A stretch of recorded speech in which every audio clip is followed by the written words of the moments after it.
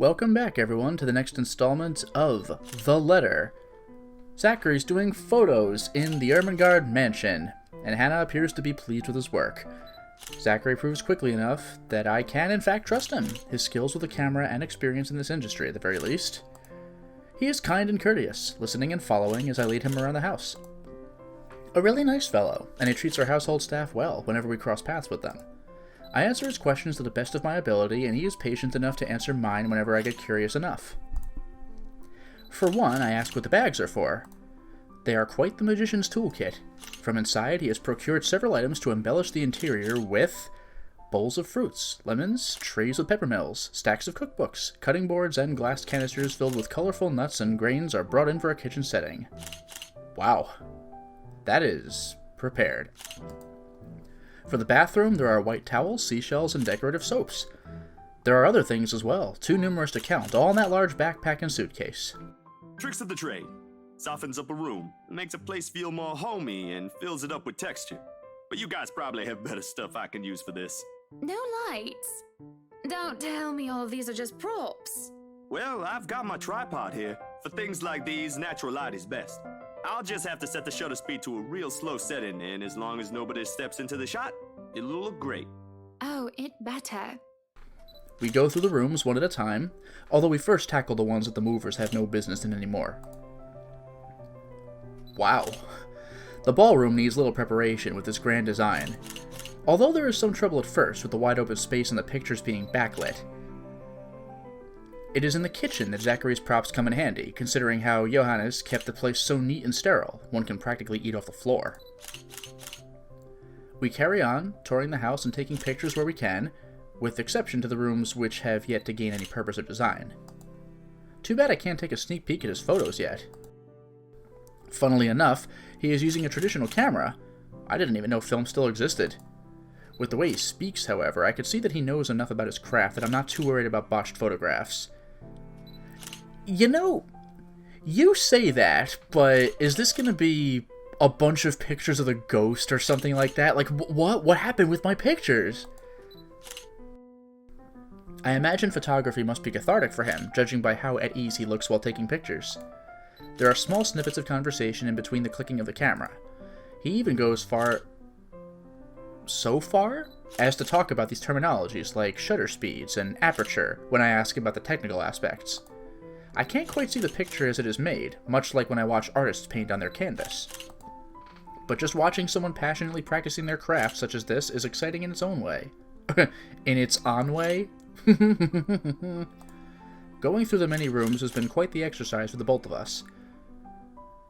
Despite that, he has been so nice, and I find myself putting on my best smile, which means this is the perfect time for Luke to come in and it'll be awkward as hell. But it is as we're taking pictures in the foyer that everything comes to a standstill for a moment. Yup. Just a moment. And, had I not been paying attention, I wouldn't have even noticed. It is merely a split second when Zachary's rhythm is put to a halt. Oh! Hello! His finger doesn't move to release the shutter. Yet he also doesn't pull the camera away from his face, gaze still firmly fixed to the viewfinder. His hands shake and there is a slight sheen of sweat in his forehead. Zachary? No response. So he's seeing it. She doesn't even feel it. Zach, is something the matter? Lowering his camera, he blinks and stares at something behind me before shaking his head. Wow, so everybody's seeing it. I mean, we have to wait for Ash and Becca, but you know it's coming. Turning around, though, I see nothing that could have gotten his attention. Oh no, there's nothing wrong. I just remembered something, that's all. Let's get back to the pictures. Can you move a bit more to the left, yeah? Away from her grasping hands, please, thank you. I struggle to respond this time. There is a sudden weight on my back and an indescribable tightness around my throat. Oh, so she does feel it.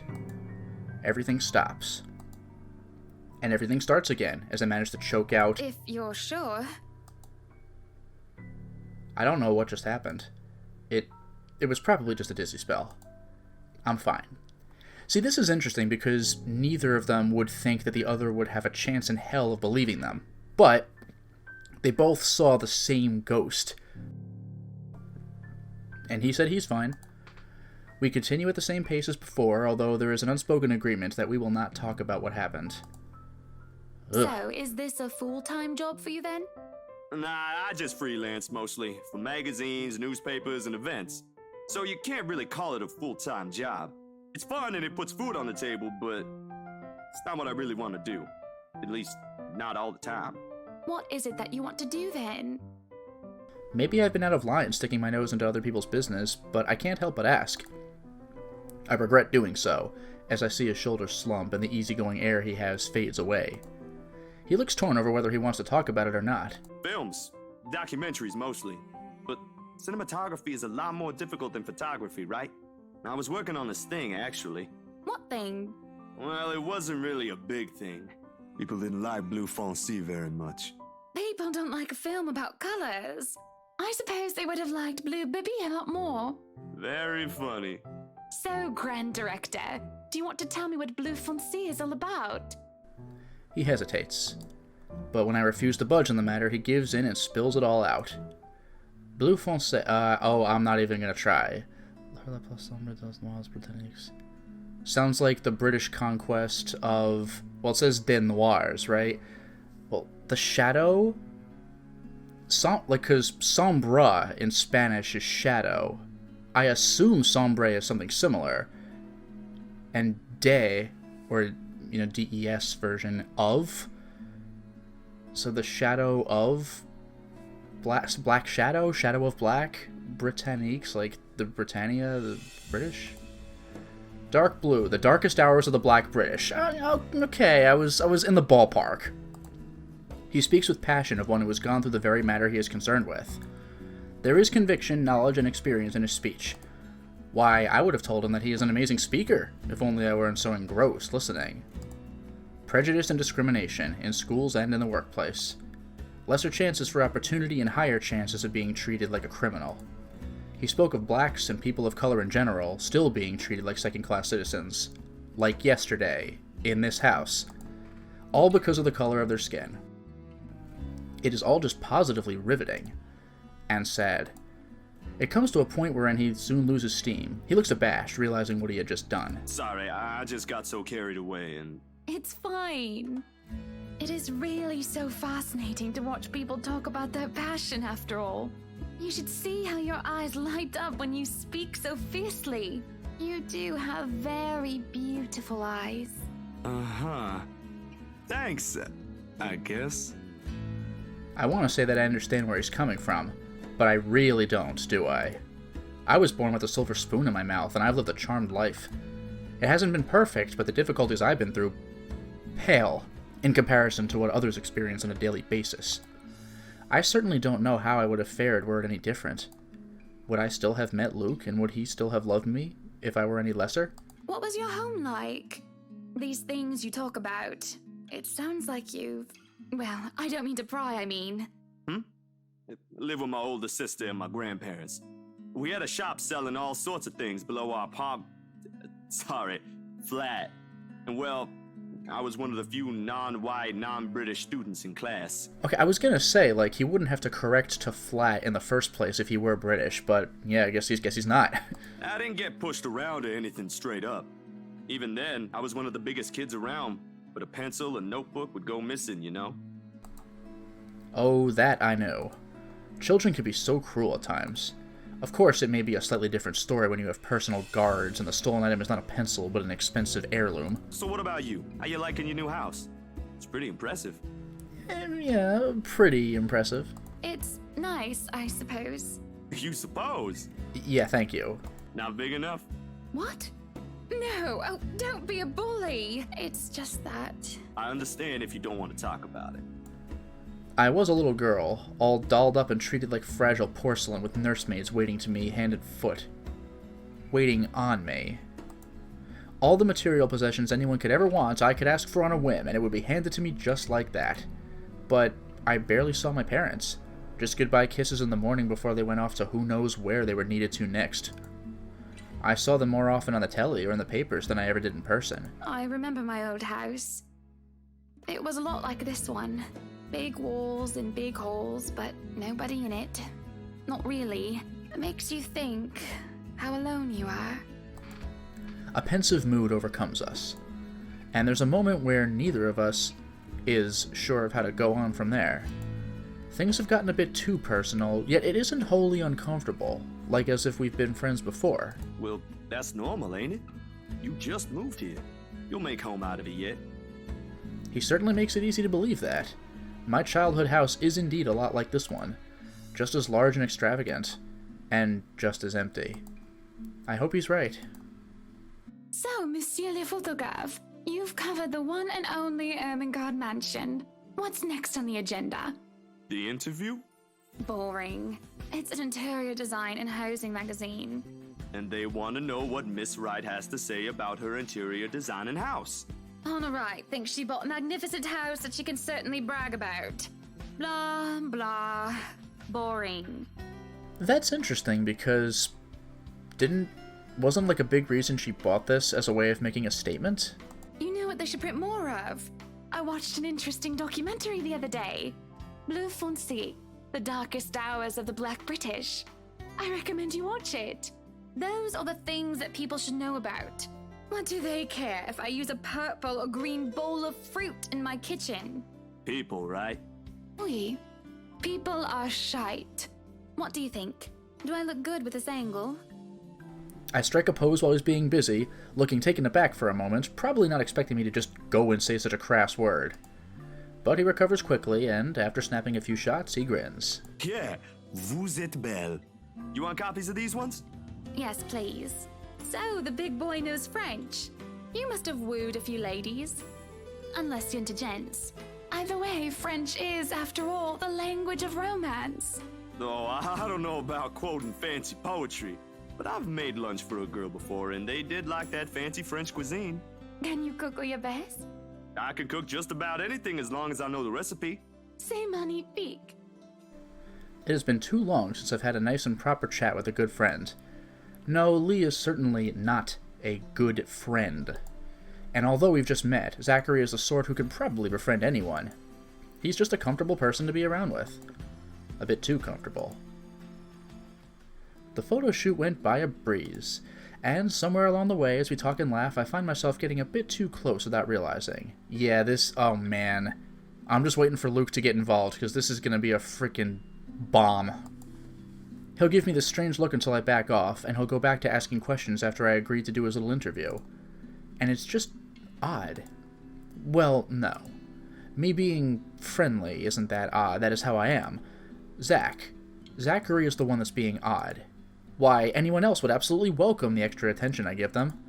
He, on the other hand, looks almost flustered about it. He should be used to different personalities by now, having to deal with various people when he works. And if not, he needs to start. Perhaps nobody has shown him attention of this kind, but he's a big boy. He should be able to handle me. All it is a friendly touch here, a pretty smile there, and gentle swaying of the hips as I move around. Zachary grew and grew more red? What? Grew more and more red, maybe, every time he noticed. Am I being mean as I find enjoyment in seeing him unravel? Perhaps. This went on during the interview and beyond that. There's nothing wrong with what we're doing, right? Oh boy. Zachary and I are just having a playful, friendly chat while enjoying the outside view, and you're low-key getting ready to cheat on your husband. At least that's how I see it. I'm sorry, but I'm really getting distracted. Could you maybe stop doing that? Stop? I'm not sure if I want to, though. I do. I'll stop if it makes you uncomfortable, sweetie. Sorry. No, I should be the one apologizing. Why, you're a shy one, aren't you, big guy? It's not that, but... He gestures to the ring on my finger, yeah, and lets the fact of the matter hang heavily between us. Being told implicitly that I am too forward is not a common occurrence. I think I'm more stunned at the fact that he pointed it out rather than, well, being rejected. Not that anything is going to happen between us in the first place. It was just going to be some harmless flirting, right? So, you've never had a girlfriend? No. No boyfriend either. You know, just in case you were gonna ask for that one next. And you haven't even had your first kiss? Not a one, ma'am. M-A''M? I'm used to A''AM. Do you want to have your first kiss today? Are you freaking kidding? I can't help it. I really, really can't, and I am going to apologize lots later. Surely, by the catty smile on my face, it is obvious that I'm just pulling his leg. I mean, even as a joke, though, like, no. The laugh I fail to contain certainly gives it away if it still isn't obvious. But still, he lights up in embarrassment, stammering and sputtering objections. You're married, and this will be extremely unprofessional. I never said I would kiss you, silly. What, are you going to arrange for someone to do it? Oh, Johans! No, what? No. Don't call your butler. She's Hannah. That would be for the better. I don't think his husband would appreciate it if I made him kiss another man. Oh, so you're going to get someone else to cheat? Jeez, Hannah. I do not think you can hear us from here either. But it is hard to think you're not taken, Zachary. Why, whoever becomes your girlfriend will be so lucky to have you. You can cook and take wonderful photographs. Wonderful meals and wonderful memories. I can play guitar too. You can? Oh my. Wonderful serenades as well then. Perhaps I can find a young lady who deserves a fine, strapping young gentleman like yourself. Let's not get carried away. Besides, I gotta be going. It's getting late and I got someplace else to be. A shame. I will be expecting you again soon, I hope. For a copy of my photographs, yes? Yes, for that and nothing else. Of course. I'll even deliver them personally. Just, don't try to make me kiss your butler when I drop by. As fate would have it, the very moment the words leave his mouth, Johannes comes out of the house. Judging by the slight raise of his brows, he has heard only the tail end of the sentence. There shall be no kissing of any butlers under this roof. Danke. This guy is freaking cool as a cucumber. He is the best. But you are not under a roof, are you, Hansi? To my amusement, he takes a step back, safely placing him within the threshold of the foyer and under the roof of the house. And, just as ever, he is quick to return with a sardonic reply. I am now. As I was saying, madam, it's about time for supper. Will I be needing to set an extra place at the table? Oh, what? No, I was just leaving, actually. So, you have a good night, Hannah. And you too, Hansi. It was nice to meet you, Zach, honey.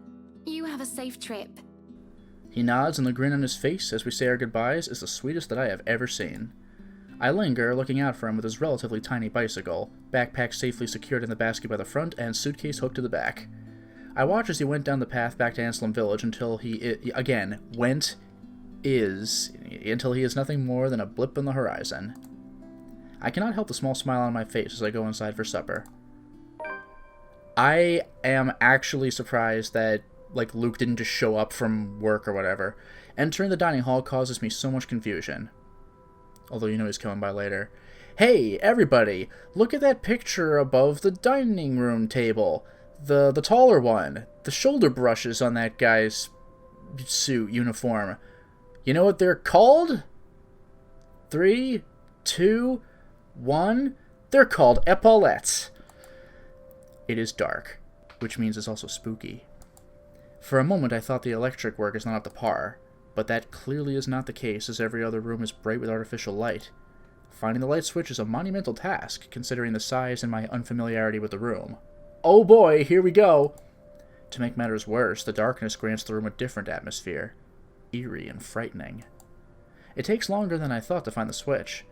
Something that will have to be rectified later on. My skin starts to prickle and there is the distinct feeling of being watched.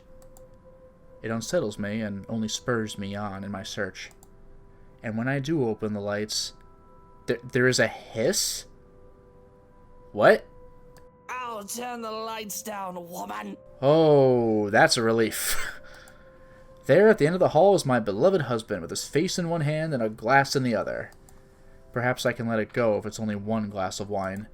However, I could feel myself go livid after seeing the toxic green liquid gleam mockingly at me. And only one glass my ass. He did not sound very good. Luke, what? Are you drinking absinthe? I was wondering about green, but oh boy. You know what the doctor said. Absinthe, Luke. Oh, she has that anime vein on her cheek? Or above her cheek? Are you actively trying to kill yourself? Because if you are, we can just hit you with a bloody car.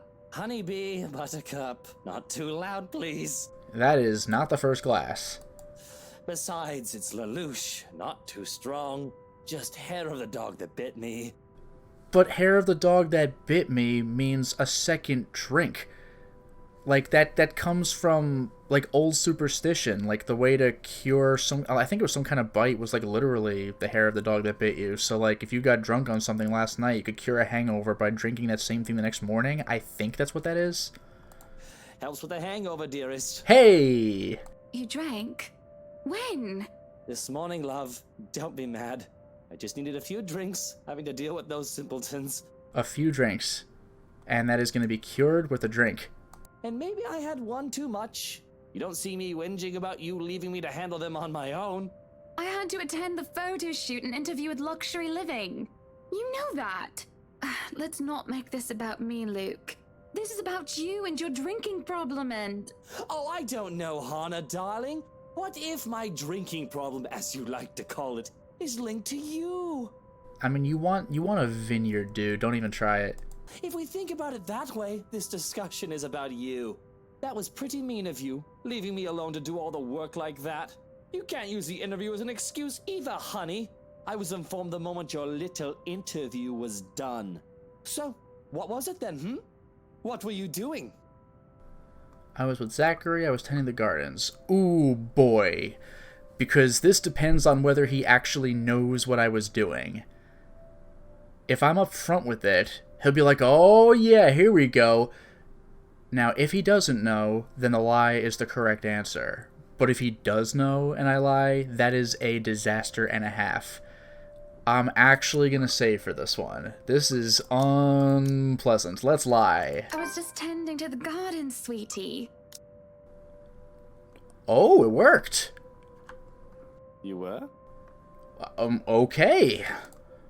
For a moment, he looked skeptical. I could tell by the gleam in his eyes and the way he sits up in attention. Wow, so if he didn't know and we told him who we were with, he would have flipped. He thinks I'm lying, but I see no point in bringing up Zachary and aggravating him. I did tend to the gardens for a bit, so it's not a complete lie. Just a little white lie. Besides, I know just how to please him. Sauntering over and circling around him, I placed my fingers on his shoulders, and then closer to the neck, like the ghost was doing to me earlier this afternoon. He lets out a little groan before melting like butter as I massage his shoulders. I had to make sure they didn't ruin your favorite daffodils. Ooh, what a save. Oh, that is wonderful. I'm not sure if he means the massage or the flowers, but I'll take it. This is better than a fight. So, absinthe. Yeah, you really can't dodge this. I was gonna say don't bring it back, but like, you gotta. Just one glass, Loosh. I suppose I can let this one go. A bit too late anyway, you've already drank half the thing. But remember your doctor's orders. Yes, I'll try to drink less. Man, I promise there is going to be, I don't know about the climax, but a climax in this game where he goes on full drunken rampage. Like, it is going to happen. The only thing that throws me is that he's one of the relationship bars. Are we gonna play as him? Like, I don't know how this is gonna work. Try. Hey, I'm only human. Do you want one? No, thank you. Supper is spent in silence with nothing but the occasional sound of silverware. A grand feast has been served. Well, grander than usual anyway, most likely due to Luke's complaints of stress.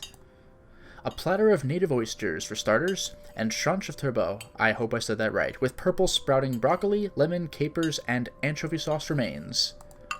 I like that the game is really going over the food. They did it at the cafe and they're doing it here. To finish it all off, black tea and golden syrup sponge pudding with custard. But when our appetites are appeased and the plates are cleared away, Luke stands, kisses me goodnight, and leaves me to stare at my half-empty cup. See, another thing I'm concerned about is if I had told the truth, he would have blown up. But Zach's coming back to deliver the photos whenever. So if he bought my lie and then notices Zach later, he's going to blow up worse.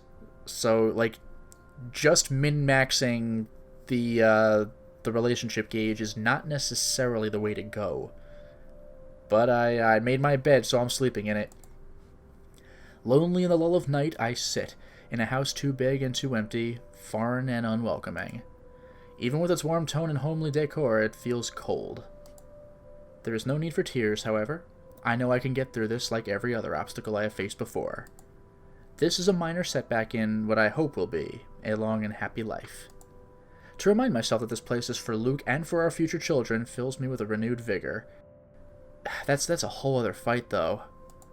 Besides, it looks like someone is having a cry already. The ghost in the mirror, I mean, the wailing is far away and muffled. Is it Luke? Yet at the same time, it shakes me to my very core as I hear it. Or is it the ghost for real? As if the suffering, okay, is just standing right beside me. Hearing it sends a chill down my spine and makes my skin prickle with goosebumps. Video game players beware. You're in for a scare. Who is that? Oh boy! Here we go! Curiosity sinks in as I follow the sorrowful sound into the kitchen. Do do do do do do do ba ba do ba do. And into the wine cellar hatch. Hello? Is anybody down there? I am curious and concerned, but there is no way I am going down into a dark and human underground. I'm actually impressed. I thought horror movie protagonist, of course she's going to go down in there, so good for Hannah. I'm not as enthusiastic as Luke, who considers himself quite the connoisseur. However, I also cannot bring myself to go to bed with this racket going on. If it is one of the household help, they will surely need some talking. How about you come up here? Which, it's a horror game, that's also a bad idea, but I'd rather them come up here than me go down there.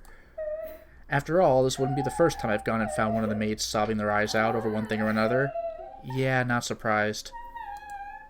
As professional as our staff are, they are still human, and Luke's a dick. More often than not, it was either Johannes or I who'd calm them down, who'd help them figure out how to go on about things. Unfortunately, I am not in high spirits right now, so I'm not as wholly benevolent. So I will save! Hey! And like I said, call them out! I knock 3 times. What's the password? Waiting for any sort of reply yields me no results, and I've already touched the floor hatch far too many times than what I'd like. I take a deep breath before reaching out again to whoever's inside. I've learned from experience that people respond better to kindness than threats. Shouting angrily would not help in coaxing them out. You, in the cellar, do come out. Okay. We don't want Luke waking up and finding you in there, do we? Technically, we do not. That man would go ballistic thinking someone was trying to steal his precious wine. Still nothing.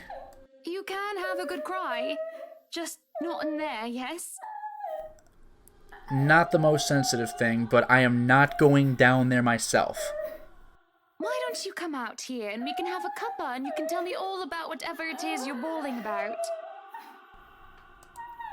With how long I am standing here, however, I'm starting to think myself as a fool. I did not want to acknowledge the other feeling I have, especially as the wailing took an eerie turn. The thought of being played with didn't sit too well with me, and I had to stop myself from getting too hot-headed as I try one more time. Now you come out of there! That is an order from the lady of the house, do you hear me? Famous last words. Why, I ought to. I freeze as a hand clamps down on my shoulder. The dread I've been feeling all this time makes itself known as I kneel, unmoving, not even daring to breathe. I can feel my heart pounding against my chest, and we can hear it too. But the touch is gone, as quickly as it had seized me. It is only... Huh. It's only Johannes I see when I look back. Okay. Apologies, madam, for touching you like that. You were not responding to my voice, and you looked about ready to wake the whole mansion up. I'm sorry. I was getting rather loud, wasn't I? But that crying woman in there, we must do something about her. What crying woman? He grows silent for a moment and just looks concerned. At least I like to interpret it as concern, given how stoic our head butler usually is. Or rather, it must have been concern, as he takes off a glove and presses the back of his hand on my forehead before his worrisome inquiry. I beg your pardon. What crying woman? Bingo. Man, if we had gone down there, though... I'm kind of tempted to load it, but nah, I'll go along and leave it a mystery. Are you feeling well, madam? In the cellar. Can't you hear her? Madam Hannah, no one is down there. What? The cellar is locked. Only Luke and I have duplicates of the keys. Oh, I wonder if I even could have opened the hatch. Nobody is down there. I stare at him in disbelief. But when I listen once more, I hear no crying. Tugging at the hatch for good measure proves his words to be true, too. The thing won't budge unless I had a key, short of using power tools on it. Perhaps it is time for you to go to bed, madam. You are simply tired and hearing things, a perfectly normal human experience. But if you are still experiencing auditory hallucinations in the morning, you are free to consult with me. There is a cold feeling in the pit of my stomach as he helps me up to my feet. What he says makes sense, and who am I to question someone who used to be a doctor? Really? I am just tired, that's it. Long day of moving, the interview, dealing with Luke, that has all drained me of any proper sense. Yes, I suppose you're right. I just need some sleep, that's all. Of course I'm right. Go on then. Gute Nacht. Good night, Johannes. Good night, house. Good night, Moon. It's just fatigue. That's what I keep telling myself, although I can't ignore the strange feeling in my gut. Either there is something wrong with this house, or there is something wrong with my head. Sleep will be elusive tonight. That is the wrong word.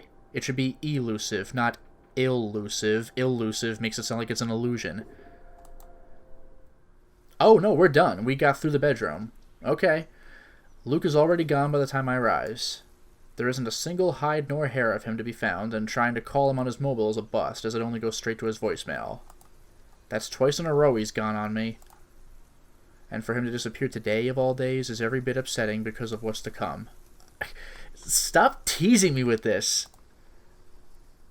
The morning is once again filled with a whirlwind of activity. Fortunately, I am much more refreshed as I took a break from my responsibilities. I haven't the faintest clue where Luke was yesterday. Today is going to be a busy day, although unlike Wednesday, the master of the house isn't here right now, absent once again from his duties. Hopefully he'll be back in time for the party. This is our house, after all. A grand housewarming party for the wonderful Wright Mansion.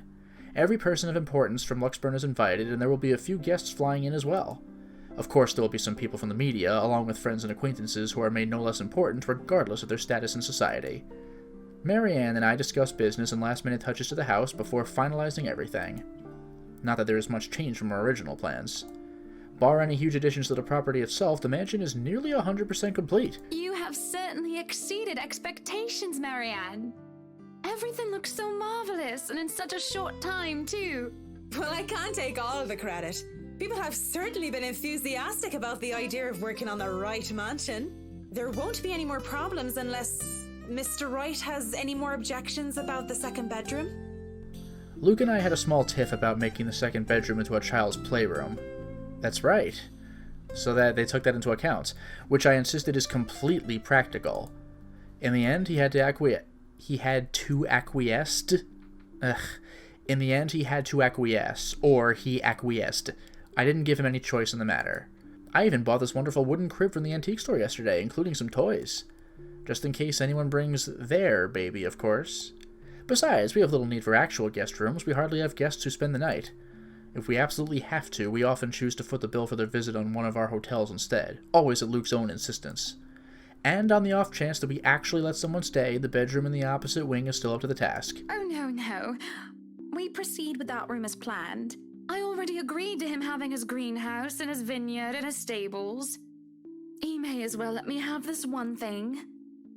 No, I did not agree to him having a helipad. All right, then. Well, do we have any other concerns? Anything we need to put on our agenda before the party commences? No, I don't think so. Not unless Luke has anything else to say. Is he around then? It'd be best if we can note down his requests right away, considering the scope of his usual ones. Around? No. Where is he?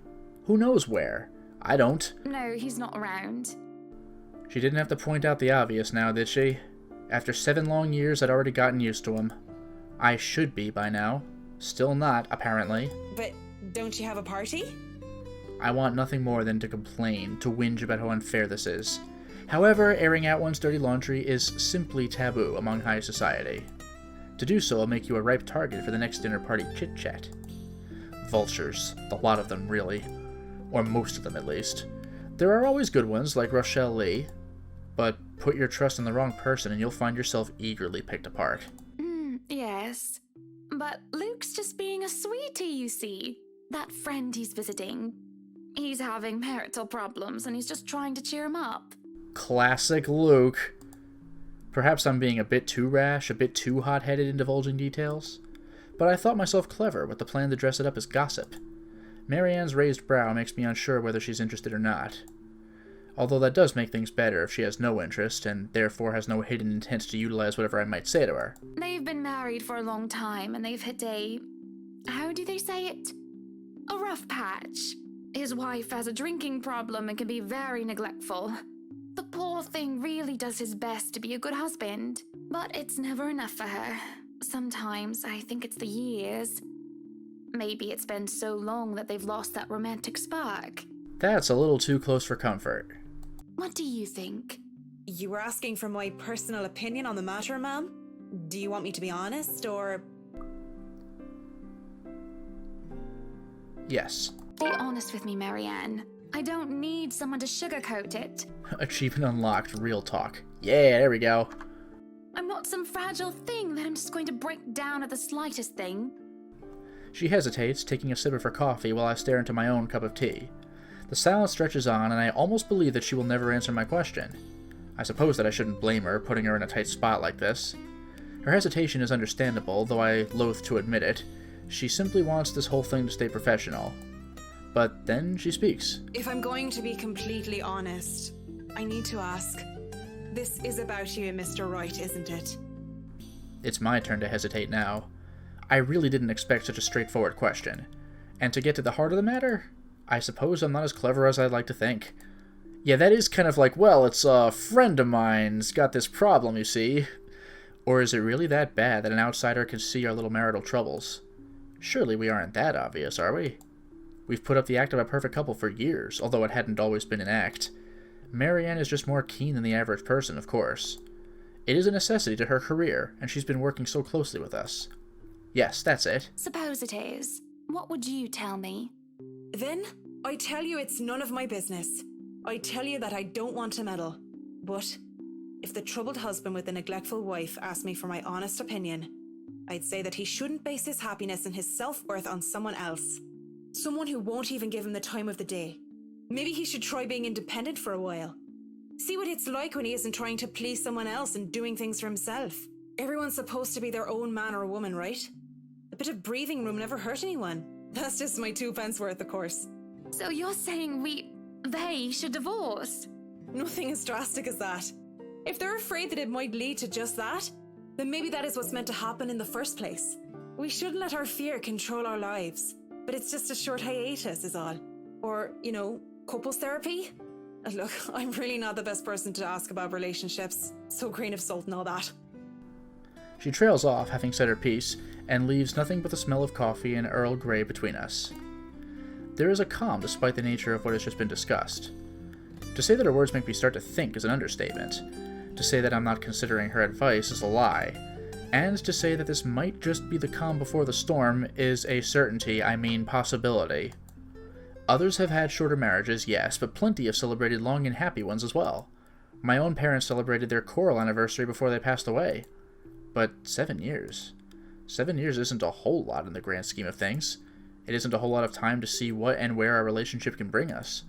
And at the same time, 7 years... well, it hasn't been entirely made up of unhappy years, has it? It won't last forever. It's not supposed to, anyway. I just dread the thought that it might last for a very long time. I dread the thought that these small spats, these little disagreements, will turn into an all-out resentment. The idea that we will grow to hate each other with every fiber of our being scares me. I can't even pinpoint the exact moment when our blissful union turned sour. We can get through this, right? I know that I still do love him, and I feel that there is still a part of him that loves me in return. We just need to get our heads together and talk it out. Surely he will see some sense.